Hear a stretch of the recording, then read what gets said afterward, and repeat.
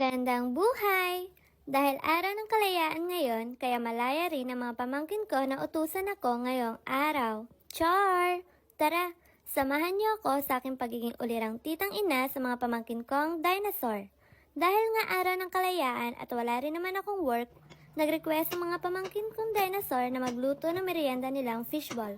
Miss na nga raw nila yung fishball sauce na palagi kong ginagawa. Buti pa ang fishball sauce, namimiss.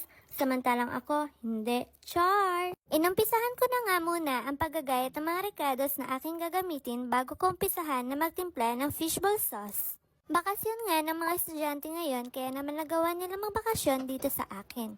Mukhang ako na ang magiging isang depinasyon ng isang titang ina na kailang magpayaman para kapag dumating ang araw na tumatakas ng gabi, ang mga dinosaur kong pamangkin ay sa bahay ko sila uuwi.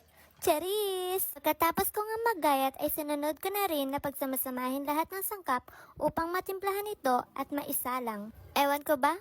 Pero nakaugalin ko na rin talaga ang pagiging hands-on na tita dahil isang sabi lang ng bawat isa sa kanila ay ibinibigay o ginagawa ko na kaagad. Pero syempre, binibigyan ko sila ng limitasyon dahil ayaw kong lumaki sila na lahat ng gusto nila ay makukuha nila kaagad na hindi pinaghihirapan. After ko ang timplahin yung fishball sauce ay agad ko na rin itong isinalin sa kaserola upang mapakuluan at lumabas ang tunay na tabis nito mula sa mga ingredients.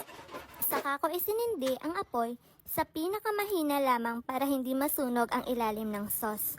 Habang pinapakuluan ko nga yung sauce ay sinalang ko na rin ang palayok sa kalan upang painitan at maumpisahan ko na rin ang magprito ng request nilang fishball.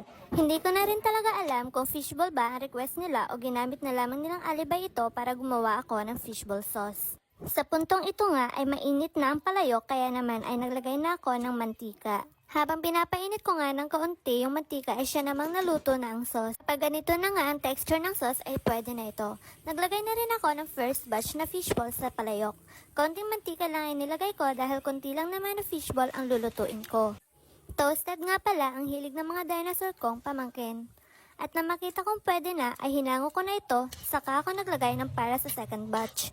Habang niluluto ko nga yung second batch ay may naamoy kaming masangsang na amoy.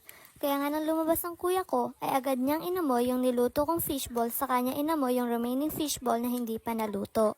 Kaya doon namin na-confirm na luma na nga yung nabili ko. Ang naging ending ay binili ko na lamang sila ng fishball sa plaza since malapit lang naman kami sa bayan. Pinaupo ko na nga sila para makakain. Hay, ang sarap lang talaga sa feeling na napapasaya ko ang mga pamangkin ko sa simpleng pag-aasikaso sa kanila. Hindi man sila galing sa akin, ay galing naman sila sa sinapupunan ng mga kapatid kong babae. Ang pagiging nanay ay hindi nasusukat sa dahil ikaw ang nagluwal, kundi pagmamahal na walang alinlangan at nagmula sa busilak na puso. Yun lang, salamat sa panonood, hanggang sa muli!